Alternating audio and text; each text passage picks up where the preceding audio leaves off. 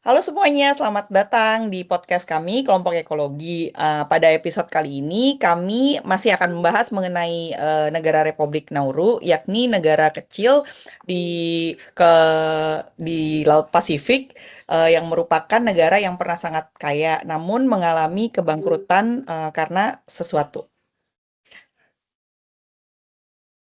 Bahasan kita hari ini bukan hanya soal ekonomi Nauru saja. Kita akan melihat kasus ini dari sudut pandang filsafat politik, khususnya melalui pemikiran Niccolo Machiavelli dan konsep politik penaklukan.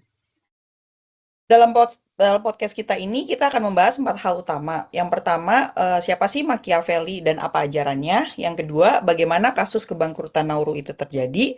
Yang ketiga, jika Machiavelli menjadi konsultan Presiden Nauru, nasihat apa ya yang kira-kira akan diberikan? Dan yang terakhir, kita akan mengkritik apakah politik penaklukan benar-benar layak diterapkan pada negara tersebut. Bahasan kita ini sebenarnya akan santai tapi tetap serius. Dan sesuai dengan materi sesi 6, kita mulai dulu dari kasus Nauru. Kenapa negara kecil ini bisa disebut sebagai contoh negara yang pernah sangat kaya, lalu jatuh ke dalam krisis? Nah, Nauru adalah negara pulau kecil di kawasan Pasifik. Meskipun ukurannya sangat kecil, namun pernah menjadi salah satu negara yang sangat kaya. Kekayaan itu terutama berasal dari tambang fosfat. Nah, fosfat ini sangat bernilai karena dapat digunakan untuk pupuk. Jadi, selama fosfat masih melimpah, Nauru mendapatkan pemasukan besar dan negara ini seperti punya sumber kekayaan alam yang sangat menjanjikan. Masalahnya, Nauru terlalu bergantung pada satu sumber daya saja, yaitu fosfat. Ketika fosfat terus ditambang, lama-lama cadangannya menipis. Selain itu, penambangan fosfat juga merusak lingkungan. Banyak bagian pulau menjadi rusak dan sulit dipakai untuk pertanian atau pembangunan lain. Jadi, masalah Nauru bukan hanya fosfatnya habis, tetapi juga bagaimana kekayaan itu dikelola. Nauru sebenarnya sempat punya banyak uang, tetapi pengelolaan investasi dan keuangan negaranya buruk, ada pemborosan, investasi gagal, dan ketergantungan ekonomi yang sangat tinggi pada tambang. Negara yang mendapatkan kekayaan besar secara cepat, tetapi tidak menyiapkan masa depan ketika kekayaan itu habis. Nah, iya, itu tepat sekali. Negara ini tidak berhasil membangun ekonomi alternatif yang kuat. Akibatnya, ketika fosfat tidak lagi menjadi sumber utama, Nauru mengalami krisis ekonomi. Oke, setelah masa kejayaan fosfat berakhir, Nauru harus mencari sumber pendapatan lain, termasuk melalui kerjasama dengan negara lain. Ini menunjukkan bahwa Nauru harus bertahan setelah kekayaan alam utamanya tidak lagi cukup. Oke, jadi dari kasus ini kita melihat ada beberapa masalah besar ya. Yang pertama yaitu ketergantungan pada sumber daya alam. Yang kedua salah kelola ekonomi, kerusakan lingkungan, dan yang terakhir mengenai lemahnya perencanaan jangka panjang. Bagaimana Machiavelli akan melihat situasi seperti ini? Sebelum masuk ke sana, kita perlu mengenal dulu siapa Machiavelli. Oke, jadi Niccolo Machiavelli adalah seorang pemikir politik dari Italia. Nah, ia terkenal melalui karyanya yang berjudul The Prince atau Dua Prinsip. Dalam karya itu, Machiavelli membahas bagaimana seorang penguasa harus mempertahankan kekuasaan. Nah, Machiavelli ini sering dianggap sebagai seorang pemikir politik yang sangat realistis. Jadi Machiavelli tidak hanya membahas politik dari sisi yang ideal, tapi juga dari sisi yang nyata. Jadi bahwa kekuasaan itu memang sering penuh konflik, penuh tipu daya, penuh ancaman, sama perebutan pengaruh. Nah, dalam konteks politik penaklukan, Machiavelli memandang manusia secara cukup negatif. Jadi, ia mengatakan bahwa manusia pada umumnya tidak tahu terima kasih, pelin-pelan, pengecut saat menghadapi bahaya dan cenderung mencari keuntungannya sendiri, seperti itu. Nah, dari situ juga muncul yang disebut antropologi negatif, yang artinya Machiavelli melihat manusia itu bukan sebagai makhluk yang selalu baik dan rasional, tapi sebagai makhluk yang bisa egois, oportunis, dan berbahaya juga bagi posisi penguasa. Lalu, yang dimaksud oportunis itu seperti apa? Nah, jadi oportunis itu berarti orang yang cenderung mendukung siapapun yang menguntungkan dirinya. Jadi selama penguasa memberi keuntungan, rakyat bisa terlihat setia. Tapi ketika keadaan sulit atau bahaya datang, dukungan itu jadi bisa berubah seperti itu. Dan untuk menambahkan yang tadi, karena itu dalam pandangan Machiavelli, penguasa tidak boleh terlalu polos. Jadi penguasa itu harus tahu cara memainkan hukum, memainkan strategi, ada yang memainkan ketakutan sama citra politik. Jadi Machiavelli bahkan memakai gambaran bahwa penguasa harus bisa seperti singa dan rubah.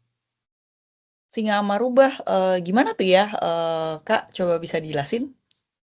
Jadi ini kiasan ya, singa itu melambangkan kekuatan, sementara itu rubah melambangkan kecerdikan. Jadi untuk menjadi penguasa, penguasa itu harus kuat seperti singa untuk menakuti lawan, tapi juga cerdik seperti rubah untuk membaca jebakan politik. Oke, oke. Sekarang kita akan masuk ke konsep utama dari tugas ini, yaitu politik penaklukan. Apa sebenarnya politik penaklukan itu?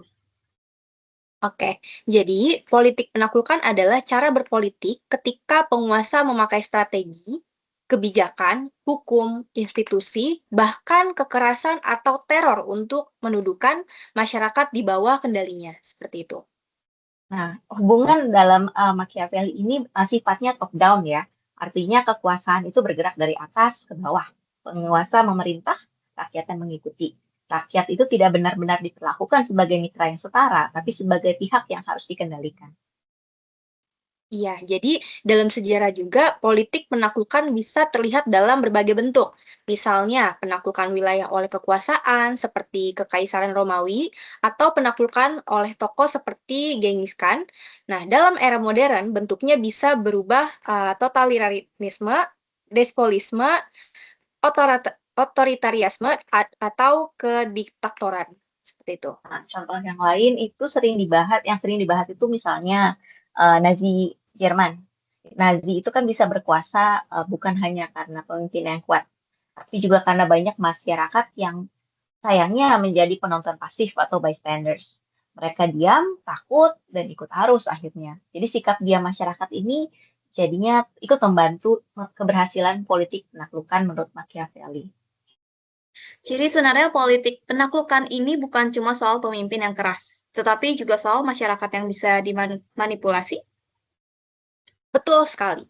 Masyarakat bisa dibuat takut, bingung, terpecah, atau bergantung pada penguasa. Misalnya melalui propaganda, isu-isu yang memecah belah, atau politik bantuan yang membuat rakyat merasa hanya penguasa itu yang bisa menyelamatkan mereka. Seperti itu. Iya, contohnya penguasa kan bisa membuat masyarakat frustasi atau merasa krisis ya. Jadi lalu muncul sebagai pahlawan dengan memberikan bantuan masyarakat gitu. Jadi dari luar sih terlihat sebagai bentuk kepedulian sebenarnya, tapi dalam politik penaklukan itu bisa menjadi strategi untuk membuat masyarakat bergantung pada penguasa. Oh, begitu ya.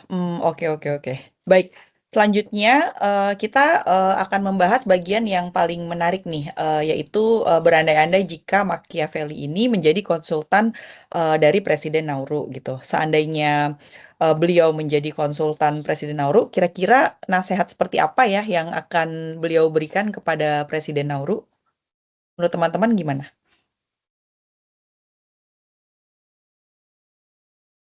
Baik, saya akan menjawab seolah-olah saya adalah konsultan politik dengan cara berpikir Machiavelli.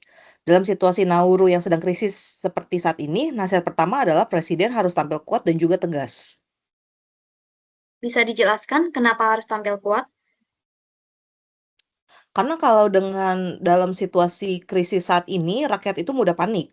Kalau pemimpin terlihat lemah, masyarakat bisa kehilangan kepercayaan dalam pemerintahan. Dalam pandangan Machiavelli, citra penguasa itu sangat penting. Presiden itu harus terlihat sebagai sosok yang menguasai keadaan. Terus nasihat selanjutnya, pemerintah harus mengendalikan elit politik dan juga kelompok yang mengancam stabilitas. Jika ada elit yang korup, boros atau menghambat reformasi, mereka harus dikendalikan dengan hukum dan juga tekanan politik.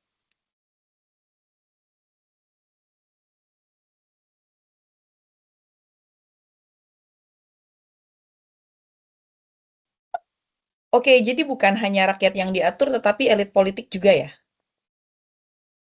Iya, betul sekali. Dalam krisis suatu negara, ancaman bisa datang dari dalam dan juga dari luar. Dan dalam kasus Nauru sendiri ini, ancamannya itu datang dari dalam pemerintahan sendiri. Machiavelli akan menyarankan presiden untuk mengamankan kekuasaan terlebih dahulu supaya kebijakan penyelamatan bisa berjalan. Nasihat ketiga, hentikan ketergantungan ekonomi pada fosfat. Nauru itu nggak boleh lagi menggantungkan hidup pada satu sumber daya alam. Negara juga harus mencari sumber ekonomi baru, misalnya perikanan atau kerjasama internasional, pariwisata, dan juga sektor lain yang sesuai dengan kondisi pulau saat ini. Itu terdengar cukup rasional. Lalu bagaimana dengan nasihat keempat? Nasihat keempat yaitu kendalikan opini publik.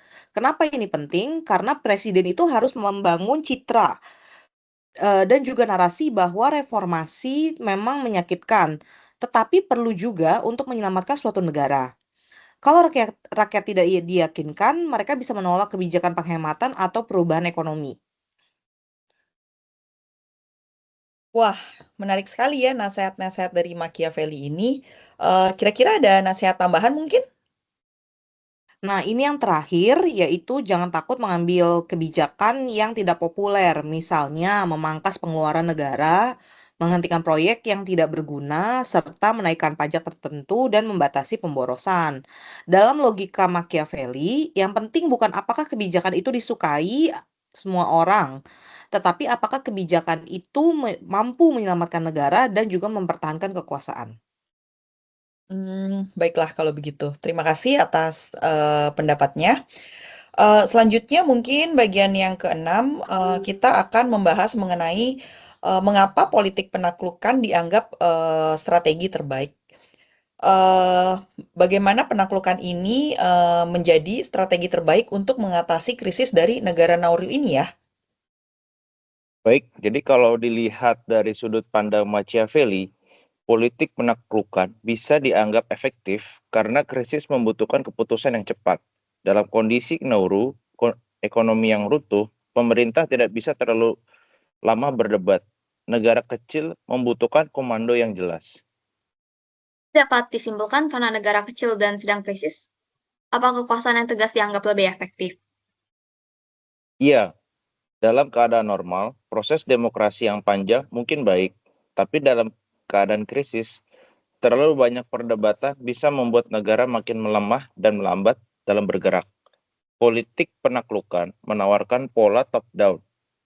Presiden memutuskan, birokrasi menjalankan, dan rakyat yang mengikuti. Alasan kedua, politik penaklukan bisa memaksa reformasi ekonomi. Misalnya, kalau Nauru harus mengurangi pemborosan, mengubah sistem investasi, atau membatasi konsumsi negara, pasti akan ada pihak yang tidak suka. Dengan kekuasaan yang kuat, reformasi bisa tetap dipaksakan. Alasan ketiga, politik penaklukan bisa dipakai untuk menertibkan elit yang korup dan tidak disiplin. Kalau masalah Nauru salah satunya adalah salah kelola kekayaan, maka pemerintah harus mempunyai kuasa besar untuk membongkar jaringan lama yang merugikan negara.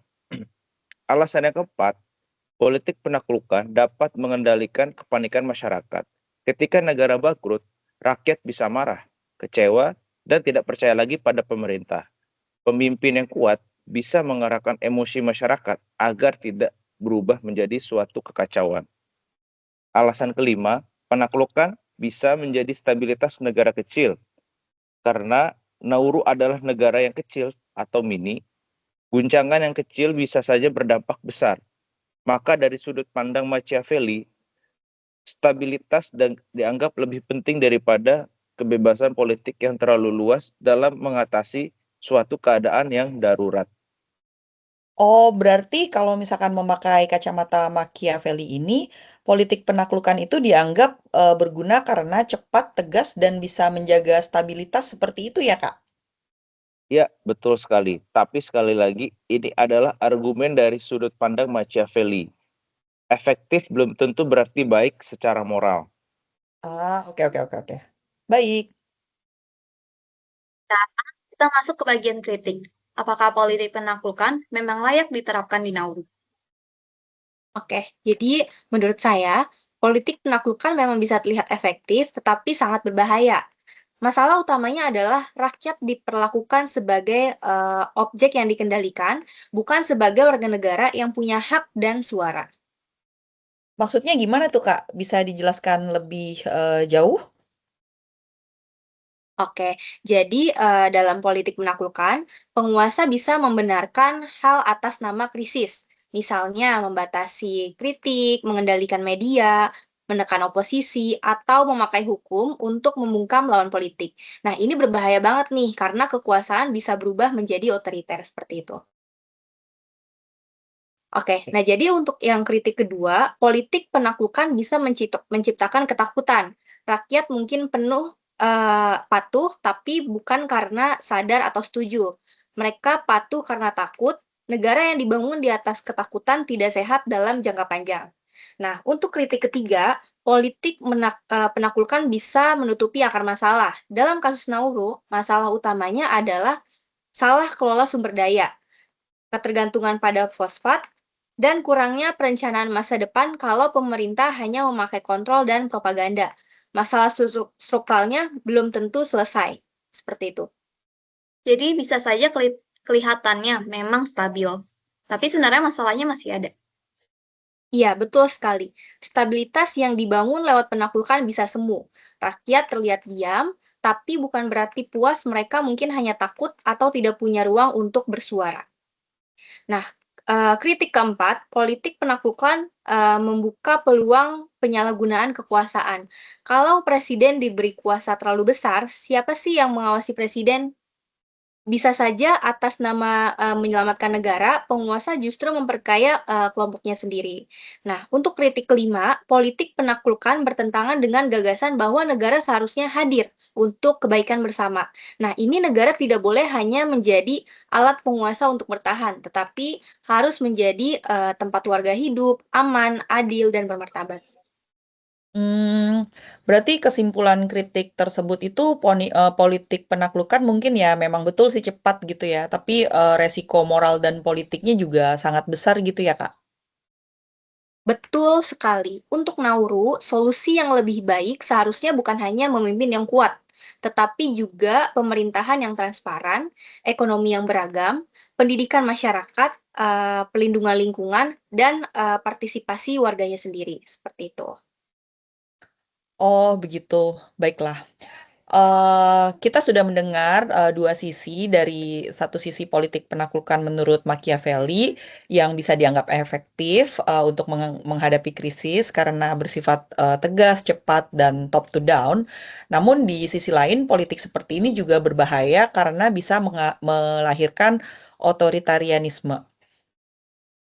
Kalau kita hubungkan dengan kasus Nauru, pelajaran pentingnya adalah negara tidak boleh hanya bergantung pada satu sumber kekayaan. Kekayaan alam bisa habis, dan kalau tidak dikelola dengan bijak, negara bisa jatuh ke dalam krisis. Nah, dari sisi politik Nauru, masalah bukan hanya fosfat yang habis, tapi juga perencanaan jangka panjang yang lemah. Negara kecil seperti Nauru perlu strategi ekonomi berkelanjutan. Selain itu, kerusakan lingkungan juga menjadi pelajaran besar. Kalau negara mengorbankan alam demi keuntungan cepat, dampaknya bisa dirasakan oleh generasi berikutnya. Nah, dari sisi Machiavelli, kita belajar bahwa politik tidak selalu berjalan ideal. Pemimpin harus memahami sifat manusia, konflik, kepentingan, dan ancaman kekuasaan. Nah, tapi kita juga perlu hati-hati. Kalau manusia selalu dipandang negatif, penguasa bisa merasa berhak untuk memanipulasi rakyat. Disinilah politik penaklukan perlu dikritik. Sebagai konsultan Machiavellian, saya akan mengatakan bahwa Nauru membutuhkan pemimpin yang kuat. Tetapi kekuatan itu harus diarahkan untuk menyelamatkan negara, bukan sekedar mempertahankan kekuasaan pribadi. Saya setuju dengan bahwa dalam kondisi krisis, ketegasan itu sangat penting. Tanpa keputusan cepat, Nauru bisa semakin terjebak dalam ketergantungan dan kelemahan ekonomi. Tapi ketegasan harus tetap dibatasi ya oleh moral, hukum, dan kepentingan rakyat. Karena kalau tidak, solusi krisis bisa berubah menjadi penindasan baru. Oke, jadi kesimpulannya pada podcast kedua kelompok ekologi ini adalah kasus Nauru menunjukkan bahwa kekayaan alam tidak otomatis membuat sebuah negara itu berhasil. Namun tanpa pengelolaan yang bijak, negara bisa bangkrut. Dari Machiavelli, kita belajar tentang pentingnya strategi dan ketegasan. Tetapi dari kritik terhadap politik penaklukan, kita juga belajar bahwa kekuasaan harus tetap dikontrol agar tidak berubah menjadi sebuah penindasan. Dengan demikian, politik penaklukan mungkin terlihat efektif dalam jangka pendek, tetapi dalam jangka panjang negara tetap membutuhkan pemerintahan yang adil, transparan, dan bertanggung jawab. Oke, terima kasih sudah menyaksikan podcast kedua dari kelompok ekologi tentang kebangkrutan Republik Nauru dalam perspektif politik penaklukan Machiavelli. Semoga pembahasan ini bisa membantu kita memahami hubungan antara filsafat politik dan kasus nyata dalam sejarah negara modern. Sampai Terima berjumpa. kasih. Terima kasih. Terima kasih.